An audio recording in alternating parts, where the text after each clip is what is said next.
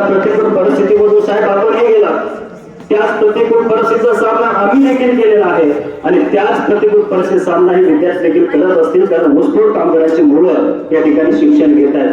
त्यांची परिस्थिती सर्वांना माहिती आहे आणि मग या परिस्थितीलाही आपल्याला उत्तर देता आला पाहिजे, या आयुष्यालाही आपल्याला उत्तर देता आला पाहिजे. आणि यामुळे एक विद्यार्थी कर्मचाऱ्यांची कविता मी आपल्या समोर शेवटी जाताना सादर करतोय. सर्वांनी एकदा सरळ बसायचं, ताट बसायचं, कारण लक्षात घ्या हा क्षण आपल्या आयुष्यामध्ये आयुष्याला द्यावे उत्तर, नजर रोखणी नजरेमध्ये आयुष्याला द्यावे उत्तर.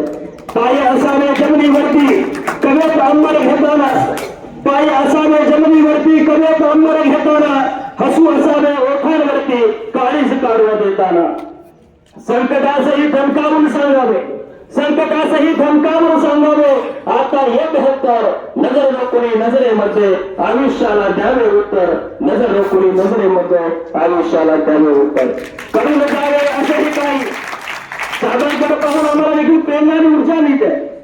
आयुष्य जगत असताना शेवटच्या कडव्यामध्ये विंदा कर्णिकर सांगतात, करून जावे असेही काही दुनियेतून या जाताना, करून जावे असेही काही दुनियेतून या जाताना, गहीवर यावा जगास साऱ्या निरोप शेवटचा घेताना.